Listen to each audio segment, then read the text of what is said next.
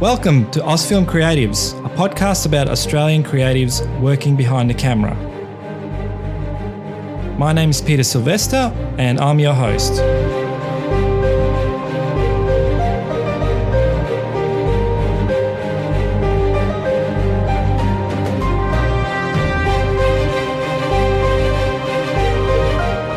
Welcome back, listeners, and we're up to episode 3 with Anna Howard, ACS.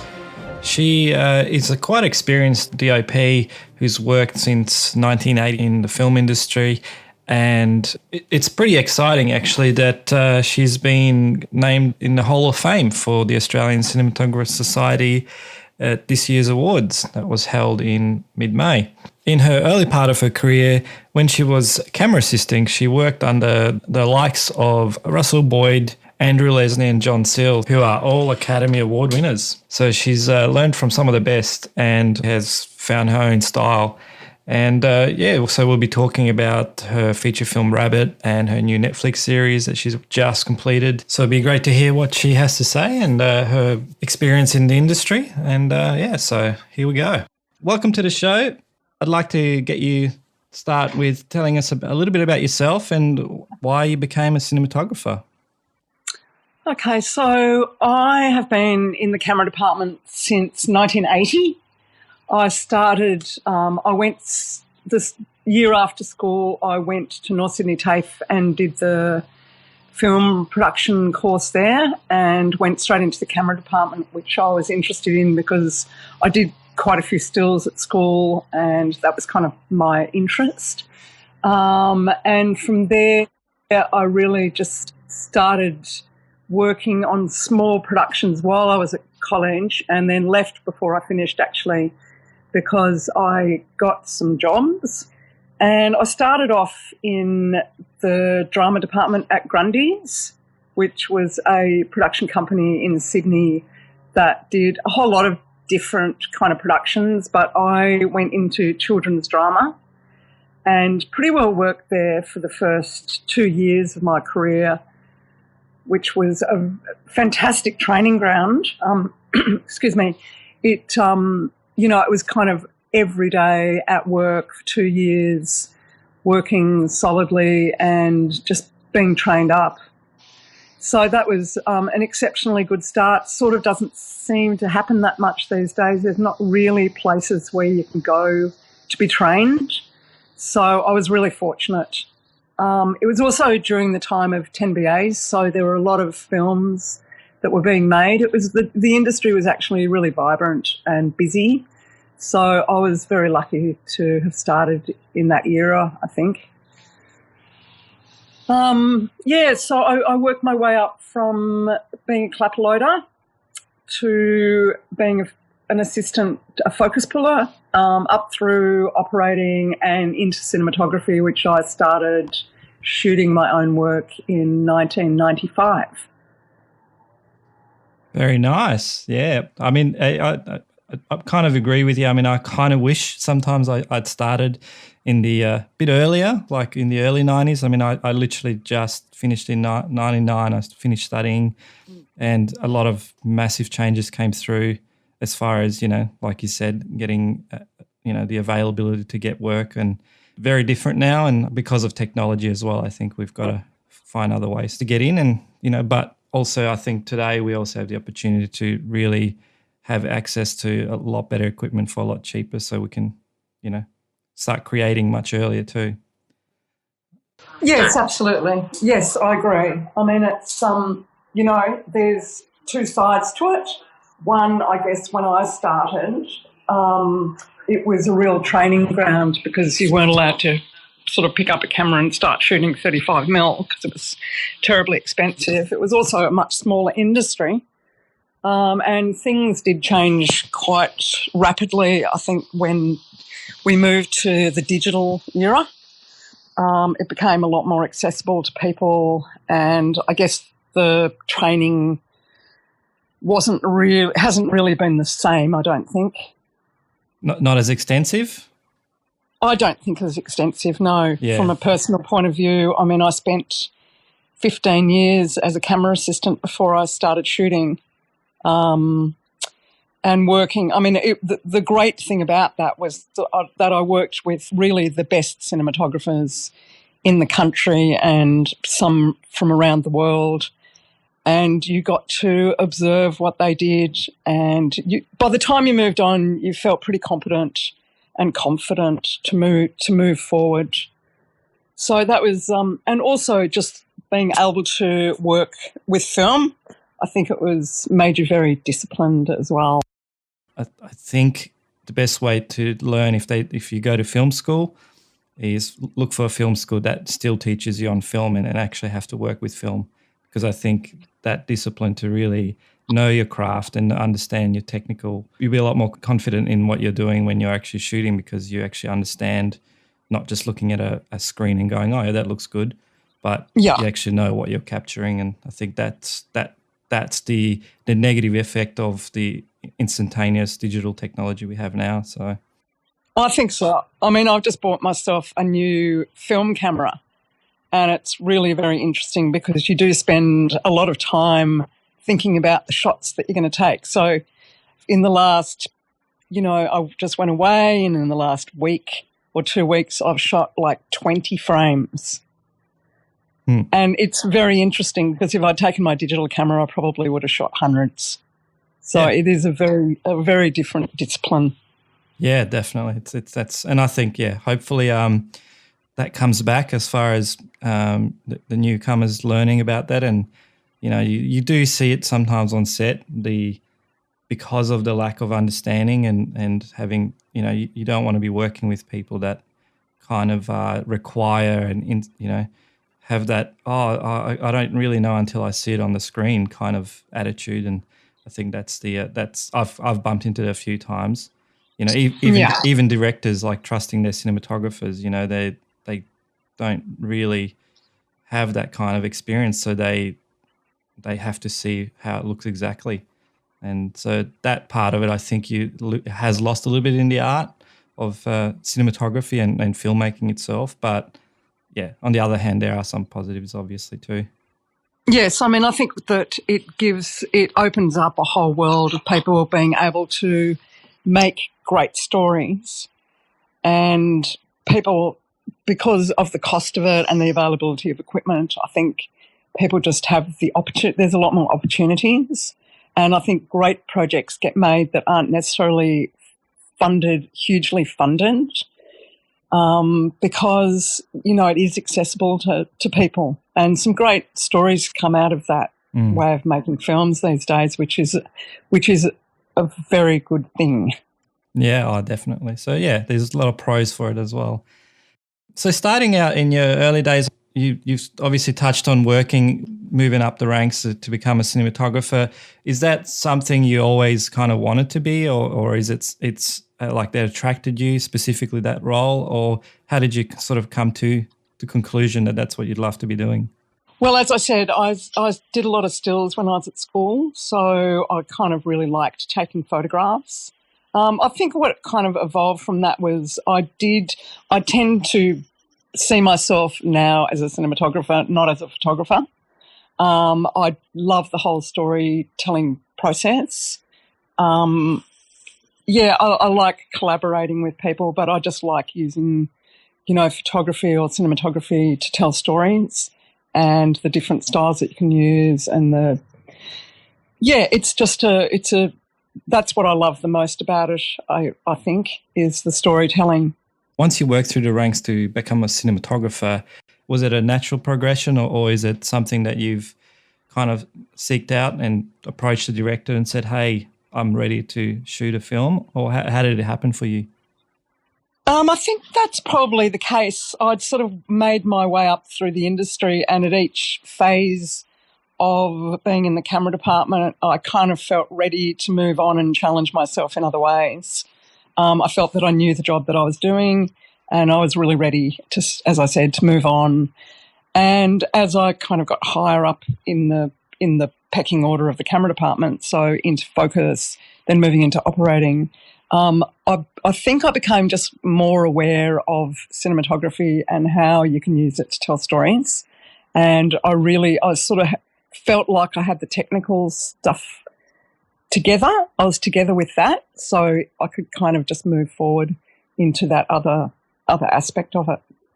And working with so many different cinematographers over all those years, I guess I knew what I liked, what I didn't like. I mean, all cinematographers that I worked with were really great, but there were definitely times when I just went, oh, I don't really like this way that they light things, or this is really fantastic. So, yeah. So it was, or even operators, like working with people like John Seal, who's just the most amazing camera operator and cinematographer, and just seeing the way that he used the camera, used the lighting, it was good. I just picked up things that I really liked and sort of moved forward with that. I mean, I don't think that every film I have shot looks the same by any means, because hopefully the cinematography that I use is certainly, it's certainly distinctive to the story that I'm trying to tell. Yeah, I think that's important, that unless you're an extreme stylist in cinematography, you have to be appropriate to the story. Someone like Roger Deakins, for example, didn't win an Oscar until Blade Runner, funny enough, because all his previous work, his cinematography was invisible in a way. Beautifully done, but invisible. Yeah, and I think, that's what the beauty of his work is. It's not about the cinematography, but it's certainly, when you look at all the films that he shoots, it's so completely, integral to the story that they're trying to tell. And if you do actually sit down and spend time and look at his work in detail, which I'm sure that we all do as cinematographers, the films are just stunningly put together in a cinematic, incredibly brilliant cinematography. And I think that's the thing with my work, is I don't kind of set out to make a film that says, hey, look at me, look at the cinematography, isn't it great? Really, I do believe that cinematography should be invisible in that way, that it doesn't stand out as one part of a story that's being told. It actually fits in the same as editing, design, performances. So to me, that's a true, the true art of cinematography. What attracts you in a certain production or stories that, I guess that aligns with your philosophy and style of work? Well, I guess the thing is that, I do tend to very much work on things that I like the script. If I don't particularly like the script, then I'm not really interested in working on it. It's a lot of hard work, and you have to be very connected with the story, I think, to enable you to be able to shoot it. Because if you don't see it as an emotional piece, then it's very hard to know what to do with the camera. Yeah, well, you have to connect to the script big time. So you do have to connect to the script, absolutely. Yeah. And I think at the moment that's kind of, that's sort of what I think that I've always kind of been a little bit like that. I mean, I guess in the past when I was starting out, that I was doing probably stuff that I wasn't necessarily thought was fantastic as far as story went, but it was, a good opportunity to practice. Yeah.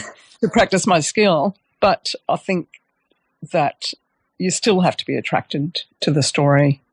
You still have to engage with it.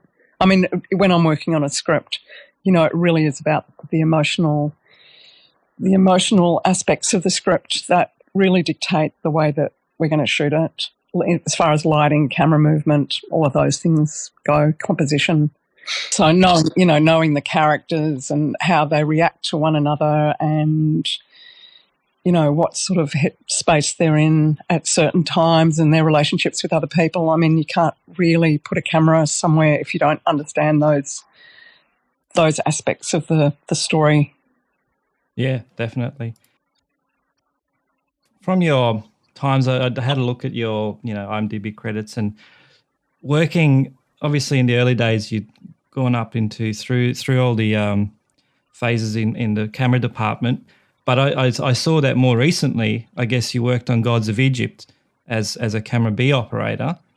How was that working on such a large production, but also now having that a huge amount of experience by this time in your life to work as camera B and work under Peter Menzies Jr., to shoot a film with especially such a large scale and obviously very visual effecty. Like with all that life experience that you brought to that, even though you're no longer a cinematographer, but what did you bring to the project from that respect? Look, it's an American film, so I guess you don't bring a lot to it. As a B camera operator, I mean, you kind of just point the camera in a sense. I guess technical experience as far as being able to operate a camera. Look, I did that production because I hadn't done an American film for quite a number of years. And there's a lot of new equipment out there, a lot of new lighting equipment, visual effects, a lot of new grip equipment, cameras. Like we were using an 8K camera, we were using the new Panavision 70 lenses. It was like a huge lighting film, obviously, because we were on stage doing visual effects, so a lot of blue screen. And there was a lot of new giant LED lights and things that I hadn't had an opportunity to work with before. So my kind of decision for doing it was because I just wanted to be on a set and see all the new technology, really. I mean, the storytelling is another thing because it's not exactly the world's most fantastic film.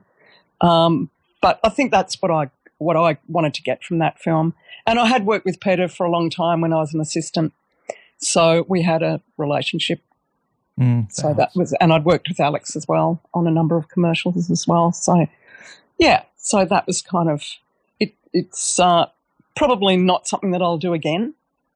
I sort of had stopped doing American films because the stories that I was doing, I didn't really like them that much. And it's such a machine as well that it's not really my thing. It's not. It was hard to stand back and be just an operator and not actually be involved in the creative side of things. But that's okay. I resigned myself to that and I just, I knew what I was going into, so it was fine. I just took other things from it.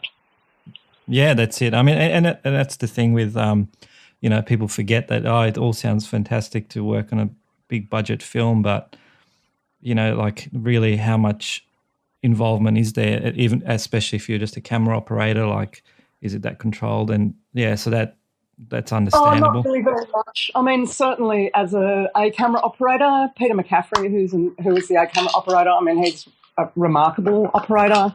He's very involved, obviously, in setting up shots and, he's very, very involved with the director and the DP.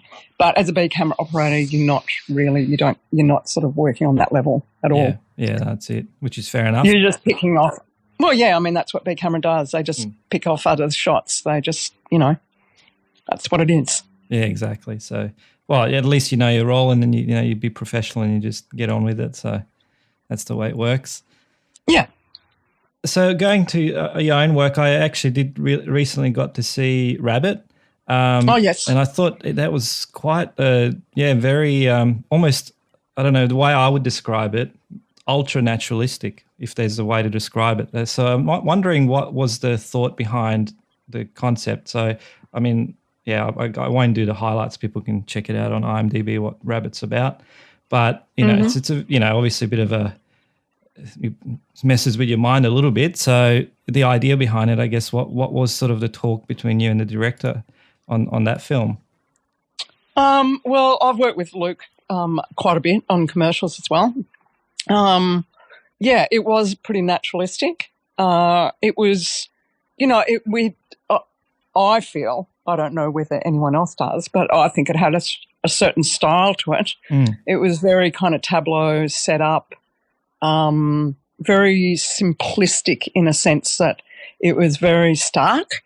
There was like not a lot of production, like that huge amount of production design, but very kind of empty frames and things like that. We didn't really want the camera to move a lot. that was a definite decision that we made. It wasn't that we didn't have, the budget to do it. It's just the way that we wanted it to be.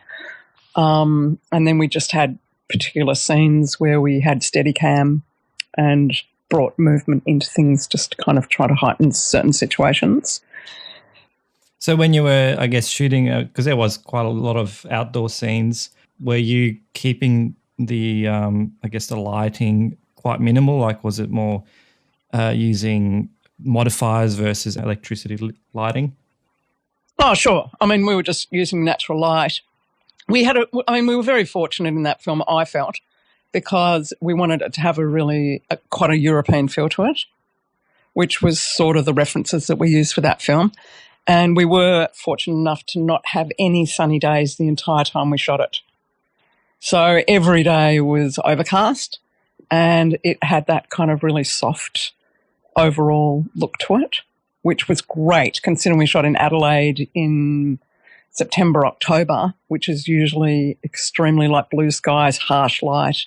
So we were very lucky in that sense. I mean, I don't know what I would have done had the weather not been on my side, because it wouldn't be the same looking film, I don't think.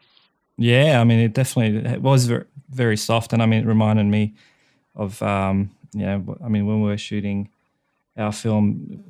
Yeah. On the other hand, I wanted harsher light, and we had so much overcast because we were shooting in Victoria. So it's one of those things, but it worked for it. In the end, it actually worked, and that's the thing. Sometimes the nature gives us the feel of the film, and luckily for you with Rabbit, definitely added a lot in that sense, in that style, and because the way the character felt in it, I thought it was good that it was quite diffused looking rather than hard light.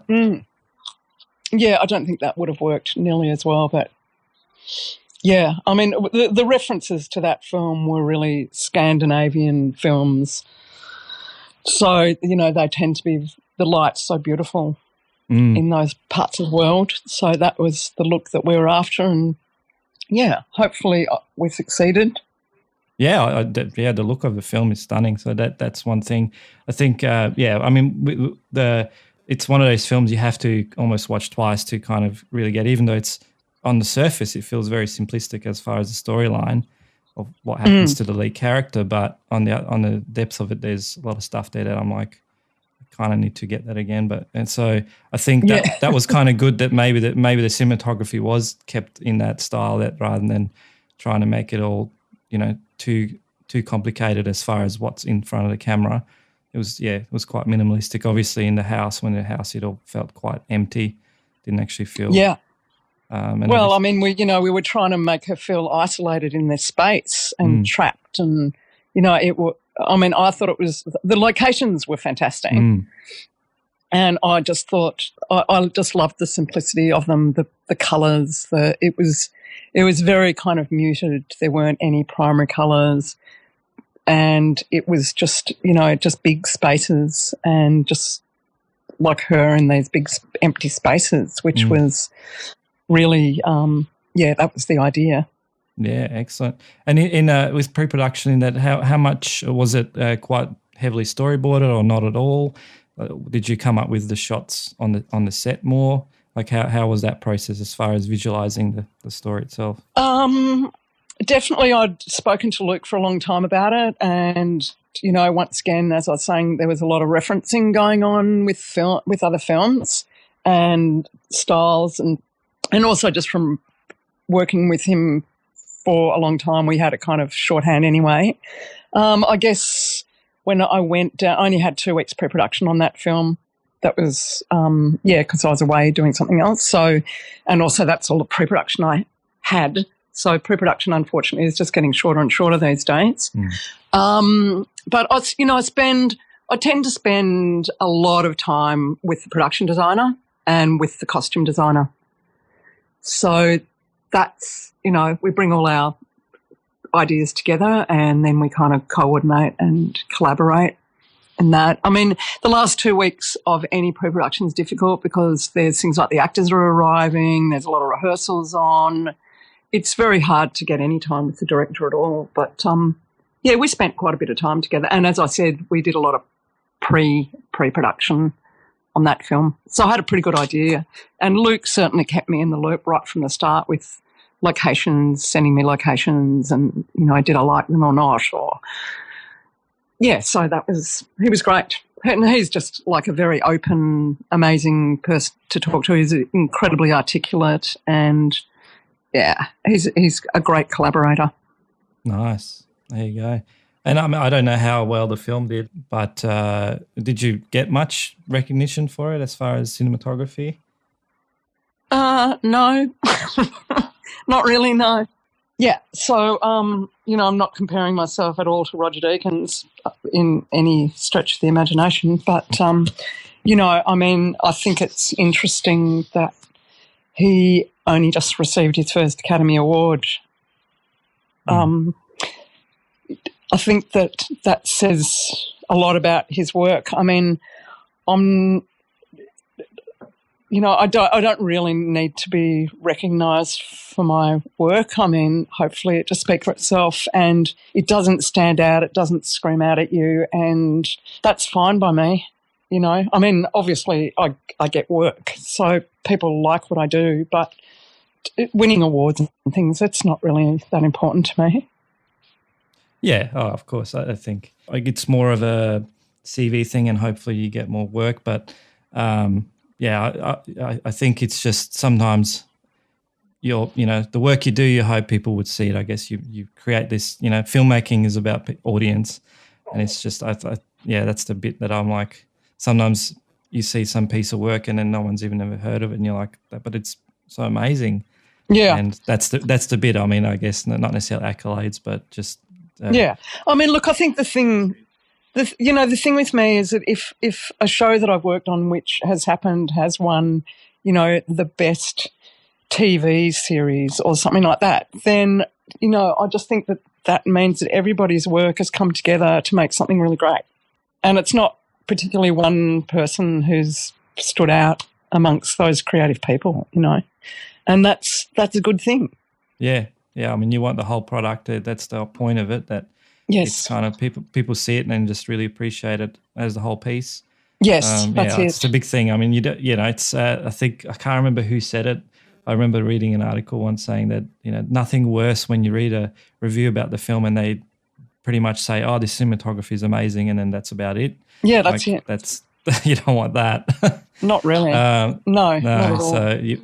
So I guess that's the goal of everyone on the set to do that. To produce hopefully a whole film. Yeah. Yeah. And so working, you've also worked on more recently on the children's TV series Unlisted, Netflix series. Yes. Tell us a little bit about the experience there. Well, I guess you shot the entire series, right? Yes, I did. So as the entire series, I guess what was the challenges of, doing such a long form, and tell us a little bit about the project, because at the moment it's not released yet, is it? No, I mean, it's a really great project. It's, it's a really great, solid, fantastic idea for a kids show. It's basically about a big multi-billion-dollar corporation that has implanted AI chips into kids and they're trying to control them. And then there are some kids who have somehow avoided being implanted, and they kind of take on company controlling them. So I loved the idea. I just thought that it was such a great idea and such a great idea for kids that, that was why I did the show. I just thought it was a really exciting, fantastic, original idea. Look, it has its challenges. It was, we were shooting an episode every 4 days. We had a huge ensemble child cast with all of them with dialogue. We had basically no time to shoot it in. And it's, it's hard work. In saying that, how much of what you plan and your visual style that you wanted to put in there, like what were some of the things you really wanted to bring across in that? Oh, look, it was definitely very, we had a style and we had rules and we stuck to those, I felt. I think the consistency of the series is pretty good, actually, from one end to the other. I mean, that's the most important thing. You have to set it up. You have to stick to your ideas so that each each episode is, flows into the next one. You don't want to go, let's try this sort of halfway through it. I think that you have to be very, really stick to the initial rules of the program, and hopefully that's what happened. It's challenging. You're working very fast. You're working with kids who are inexperienced actors. You're working with a lot of different directors. You're really running the show because you're the kind of constant on the floor. So that's, it can be challenging. But, in the end, I thought it was I think it's going to be a great show. Wow. So is there an aspect that you really enjoyed working on the TV series? Look, I think the joy of working on long form, in a sense, is that you are shooting every day, day in, day out, and it becomes very instinctive. Because I think that when you go into productions that are quite short, you're sort of very conscious of everything that you're doing. When you're working on something that's kind of going so fast, it's really a lot of instinctive stuff comes out, and you just you kind of have more risk, and that's you become riskier and riskier. You take more and more risks, and that's really fantastic. I love that. I think that's really great, and risks as in just sort of saying, for instance, it's really, we've got this location and it's really dark, or it's really this or that, and then you just kind of go, it'll be fine. Whereas at the beginning of the show, you're like, oh my God, is it going to be too dark, or is the background going to blow out, or is this going to, you're just a lot more sort of pedantic about things, and I think you let go of that, and I think that's great. A really great thing. And, I guess that's what we all aim for, really, is to not be pedantic and not be too kind of conscious of all that stuff, and really just to let go a bit. I think, all, not saying that I'm an artist, but I think all artists do that. They really just want to let go and just let it happen. And you can do that when you're working on something that's longer, which is really exhilarating. Yeah, I definitely agree on that. On the short projects, you just, even short films I've shot, you get to the maybe third day and you're like, now I'm just getting into it, Yeah, you just kind of let go, and that's really just so great. With working with your crew, do you try to work with the same crew as much as possible? I do, actually.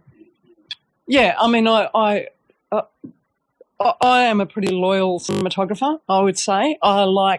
There's certain people that I definitely like working with. It's kind of tricky at the moment because some of the people I've worked with are kind of retiring, and then other people are moving up in the department.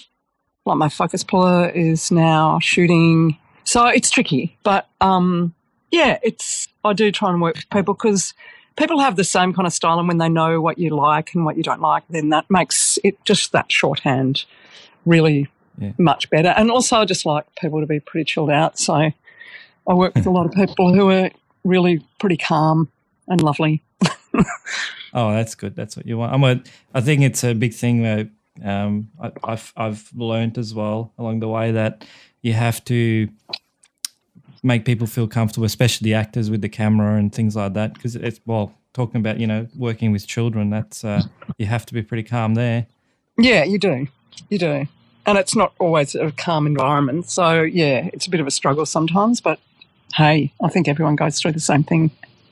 But I think the thing is just with the crew. I mean, pretty well everyone's really technically proficient and good at what they do, and it's really about how much time you want to spend with certain people. And I just like the people I work with because I just find that I can travel with them, live with them in Airbnbs, work with them. It's all of those things that come into it as well, and they're also exceptionally good at what they do. So you need that combination. And so with that, for you, as far as communication, is there sort of certain approaches that you like? I mean, you've obviously mentioned that you want a chilled crew, but as far as actually communicating between different departments, is there sort of something that you an approach you like to take? Well, yeah. I mean, I think that on hopefully all the productions I do, I include my crew. I bring my crew in right at the very beginning, and I just keep them in the loop of all the conversations that I've had with directors and producers, and just give them all the information that I'm gathering as I'm going along, so that they know where we're kind of at. So by the time that we get to the production, they pretty well know what style it's going to be. So I think communication is really communication and just collaboration. I mean, I'm not the kind of DP who will tell my gaffer what to use, when and where. I really, engage them to bring their own ideas to the production, and so it becomes a lot more collaborative in that sense.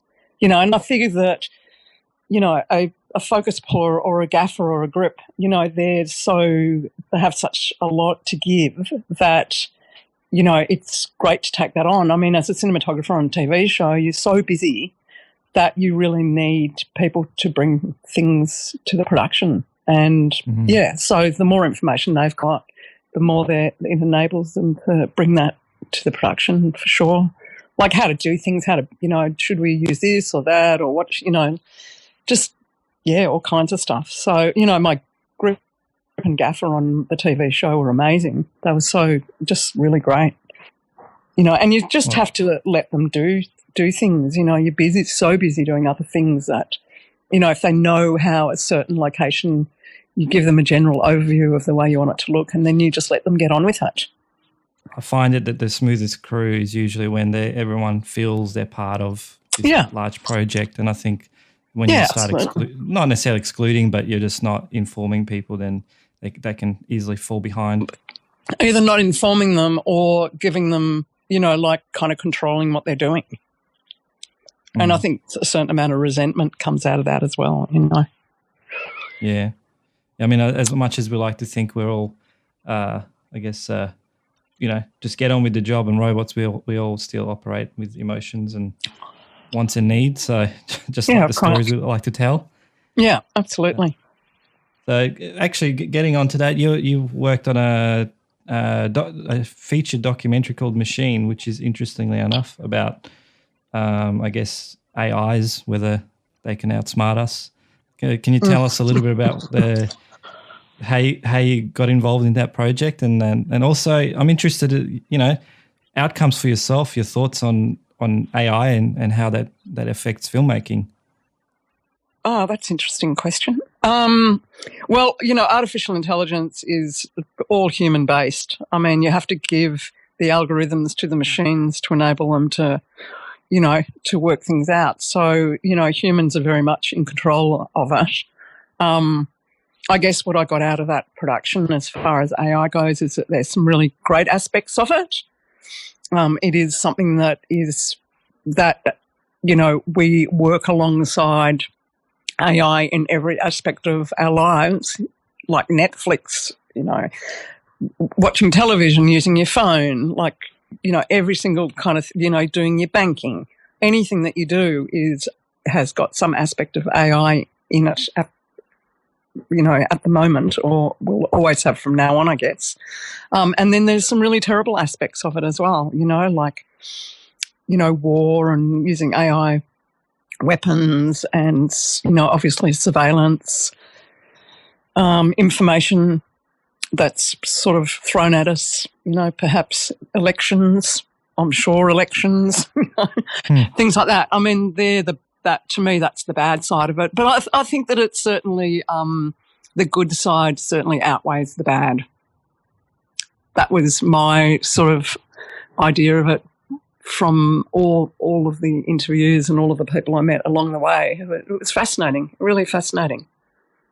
Well, yeah, I look forward to seeing it. Is that going to be released on streaming, or do you know where that's? It will have a theatrical, a small theatrical release in the mid-year, and then hopefully, I think it'll go on to streaming. Oh, wonderful! Yeah, I look forward to seeing it. I mean, it's an interesting subject, because I also do color grading. I follow a few different interesting advancements, I guess, in the plugins that they allow you to do in DaVinci. Like, there's a guy working on an AI-based system where it can literally mask out people in a normal scene, completely normal scene, no 3D data or anything involved, just a straight footage from, and people working on systems like that. I think those other things are wonderful for filmmaking. I mean, obviously there's obviously fear mongering, we'll start using AI-based characters like they've, I mean, I've already seen it, an AI edited a story, like wrote a script, and then they just shot it and see what the outcome was. It was pretty bizarre, but, interesting. Yeah. And so, there's certain effects of it. I mean, even in cameras, I guess, if the camera technology, they start employing some of those things, it'd be nice. But I guess it's the idea of control, though, because a lot of people fear the idea of, well, if it takes that out of my hand, then I'm not really being creative, like it's a machine doing it for me. So there's it sort of depends, though, because I think that you have to know what's out there, what's available to you, and you've got to use the bits that you think are good and then disregard the things that you don't. Yeah. Exactly. So, I mean, it's our choice. It's like I don't use Facebook. I mean, I just don't like it. It's not which is a kind of a really bizarre thing to do when you work in the film industry as a freelancer and you're not kind of engaged in that whole platform. But I just don't like it. I just, I just choose not to use Facebook for certain reasons. And, it's if people, it's you just have to choose what you're going to do. Do you cover your camera on your computer, or do you, not? Do you use your computer for banking? Do you, ultimately it's your choice as to how you're going to engage with it. It's no one else's making you do things. It's, it's all your choice. Unless you live in, certain places which are completely controlled by, governments and things like China and, all kind. I mean, even in Australia, I mean, we're doing this kids show on AI and, surveillance and things. And, it's like one of the themes to it is we shoot video surveillance cameras whenever we see them. And, they're everywhere. They're absolutely everywhere. Everywhere you turn, it doesn't matter where you are, everything's got a surveillance camera on it. So, I mean, unless you're kind of aware of that, then, people just go about their business and are pretty ignorant, I think. So I think it's good to be aware of it. But I think it's also great because, it works, it's used in medicine and it's used to help people in amazing, fantastic ways. So, there's good and bad things to it. Definitely. Yeah. So coming from, with the film idea that, you've obviously happy to shoot on digital and you've embraced it. As far as the post-production part of it, I'm not sure how often you've had instances where you've shot it on whatever digital format and then the colorist didn't quite do the look that you were after. Like, has that happened to you? Oh, yes. That happens a bit on commercials. Yeah.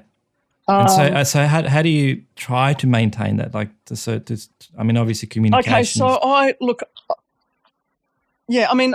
spend a lot of time setting up, my LUT, and I stick to it, and I kind of work with a one light so that you basically can put one LUT over all of my rushes and hopefully it stays pretty consistent the whole way through. I mean, on Rabbit, I certainly set up a LUT and it took, we only graded for 4 days because really there wasn't, I knew exactly what I wanted and I really gave the grader a one light and then they just kind of, worked it from there, using that as my base for the grade. So it kind of seems to work pretty well. Look, it's a lot of trust. You have to kind of go in there. I mean, on Machine, I went in and I worked with the grader and they had an amazing grader and you do get to choose a lot of the time who you want to work with. And, I'm pretty, I have a little small group of people who I like to grade my shows, my films or commercials and if I get those people, I have complete and utter trust in them and they respect what I want. And, and they're amazing, and they, can help you. I mean, I do leave things when you're working really fast. You have to leave things for post-production, for the grade. Like, you have to leave things that perhaps are, a little blown out, or you don't have time to ND things, or you don't have time to, control things in a certain way. And you need to make a note of that, and you need to give that information to the grader, and then they can help you. So it's not like it's a us and them situation. I mean, if you have a good grader who you get on with and respect and, have mutual respect, then, you work together and make things great. Oh, definitely. I mean, they need to be seen as part of the camera team in a way, as in sort of like a camera operator. If they've got to be on the same page. Yeah, absolutely. And you've got to once again give them a lot of references and a lot of information before you go into the production with, what you want, your ideas are, and hopefully they'll, I mean, if you get to choose people, then obviously they're going to be very, very collaborative with what you want. The hardest thing about grading at the moment is that there's so many different platforms that things go to. So, they go to HDR, or they go to 4K, or they go to 2K, or they go to a DCP, or, or they go online. I mean, it's kind of, that's a really hard thing to deal with. And you also tend to spend time in grading suites now that are small. They don't have the best screens in the world, and you don't really know what you're getting at all. So you just have to have a lot of trust in what you're doing. I mean, on Rabbit, for instance, in pre-production, I set up my LUTs and we took it all the way through to the DCP. And nice. That's what you should do, because that's ultimately where it's going. And if you're happy with your DCP, then really you just have to let go of all those other platforms. Yeah, that's great advice, really. At the end of the day, you just can't worry about everything. So switching gears up a bit, stay motivated as a cinematographer or filmmaker with the crazy hours that we have to do. How do you maintain a lifestyle? What are some of the things you do to keep refreshed? To just try and have a balanced life. I think you have to be interested in other things apart from just work. I mean, I don't identify myself as hi, I'm Anna Howard, I'm a cinematographer. Hopefully I'm a lot more than just that. I'm involved in other things. I sail, I garden, I paint, I have a great family, I do work for, I volunteer and do things. I mean, I think you have to just find a balance, and, perhaps that makes you a better all-round person and have more understanding of the world that we're in. And, yeah, and I mean, I'm very inquisitive and very kind of adventurous, I suppose. So going off and going to other countries and meeting people in documentaries, I just find it really fascinating. It's just something that interests me a lot. But, I think that a big problem with working in the film industry is that people kind of work to live, or live to work, I should say, and that their whole identity and their whole life is completely wrapped up in what they do, as opposed to, and I think that that's a dangerous thing to do, because, as you say, a lot of the time you're not employed, you're not working, you're not kind of, my kids have left home, I live on my own, I don't have that, 1 minute I'm with 60 people in a very intense situation, and the next minute I'm at home cooking my own meals. I mean, it's a very hard lifestyle. And so you have to kind of try and find some kind of balance to, not get depressed. A lot of people in the film industry suffer from terrible kind of lows and stuff, and it's concerning and worrying, Even for myself, worked on a big project, massive 11-week shoot, just ridiculous, nonstop. You're working on adrenaline half the time. And then the film, is completed as far as production or post-production. And then, after it, you're trying to get more work and you don't. Like, it becomes very disheartening. And everybody suffers it. And, I think that it's really important that you just are aware of that. And I think that it's important, that you keep an eye out for each other and make sure that people are okay when they're in those situations. You know, I do have a few young people in the camera department who I kind of look out for and make sure that they're all right. And, you know, it's a hard business to be in. And it's kind of, you don't understand, like one minute you're working with the same people and you're getting, you know, and you're busy. And the next thing, you know, they might go on to another production and they don't ask you to go with them. And you have all this self-doubt and stuff, and you just have to, you know, you have to work through those things, and you have to not take things. You can't be presumptuous. You can never be presumptuous. I mean, people just can't just think because you've done 10 jobs with someone that they're going to employ you on the next one. It just, you know, the older you get, the more you realise that that's just not the case. So, you know, I think that, you know, it is a tough business. You know, but then on the other hand, it's fantastic. You know, I love it. It's amazing. And, you know, I haven't stopped working since February last year, basically. I've had no time off at all. And then you sort of think, oh, my God, you know, what if I don't get another job, you know? It's hard. It's a funny one. It is a funny life. And, you know, you just got to find other things to balance out, things that you are interested in. But then that's difficult because you never know when you're going to up and leave again. So, yeah. Yes, I know that too well. So in saying that, as crazy as filmmaking is, what do you kind of do and what do you really enjoy about the process of filmmaking and things that keep you inspired to keep shooting? But, you know, I like collaborating with people. I just, you know, I don't want to just go make my own films on my own, which a lot of people do. I actually like working with other people. Look, the joy about filmmaking is you never know what you're going to do from one day to the next. So it's a very exciting job. But as I was saying, I think the most important thing is just to have other interests so that it's not the do-all and end-all of your existence. Yeah. You know, and just be involved. And I think also it's important now that I am getting older and I've had all the experience that I have that, you know, I do pass that on. I mean, I do teach as well, which I really enjoy.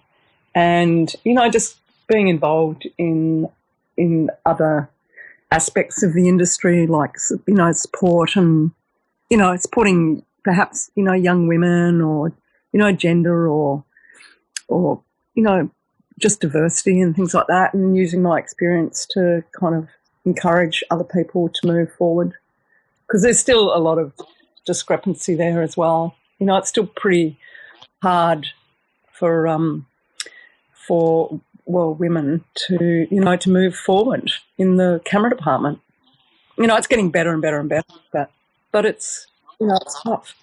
You could almost say you're one of the pioneers as far as women filmmakers, in a cinematographer who's now working, you know, a lot at that level. But back when you started, I mean, that would have been very limited for as far as women doing film production overall, not just in the camera department. So, you know, I mean, do you have some thoughts on that? Look, I think that, you know, as I said, I think it's getting better, but I still don't think that it's, you know, it'll take time, I think. And you know, I don't think that there probably are the same opportunities here than there are overseas, perhaps. You know, a lot of women seem to be getting to us, you know, you get to a certain point and then kind of you can't go any further, like you kind of don't work on big budget American sort of films, and it's, you know, it's not something that I particularly want to do, but I just think that, you know, the opportunities are just still not quite there.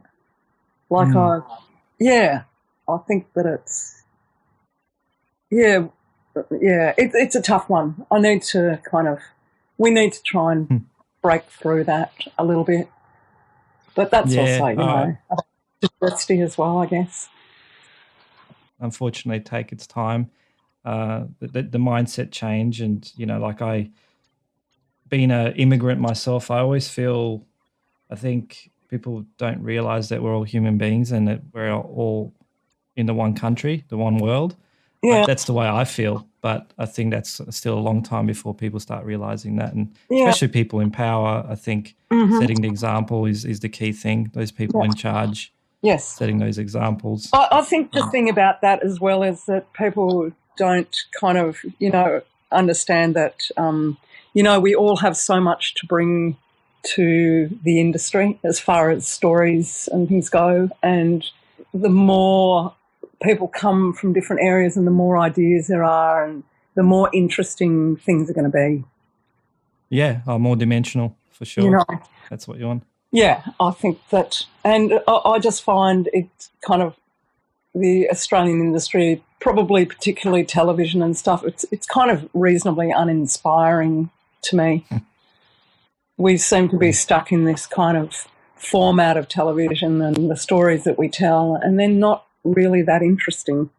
And I think perhaps the fact that there aren't more, stories from migrants or Indigenous people or women or, it doesn't make for a very rounded society at all. I think it's getting better. It's getting better. Yeah. Definitely. I mean, there's a lot of women in the camera department now, and that's really fantastic, but we seriously need to move them up, and some of them are incredible, and they'll be really quite brilliant at what they do, but it's a very long, arduous process. We just have to do our best to encourage, to be more open towards women in production in key roles and telling their stories as well. So I guess we've run out of time, but that's been wonderful sharing your life experiences and thoughts on the industry, and really look forward to seeing more work coming from you. Okay, thanks so much, Peter. Great to talk to you. That was Anna Howard, ACS, and really excited to have next El Dresner, ACS. He's actually worked with him before, and he has some wonderful stories to tell. So make sure you subscribe and check out our podcast coming in 2 weeks.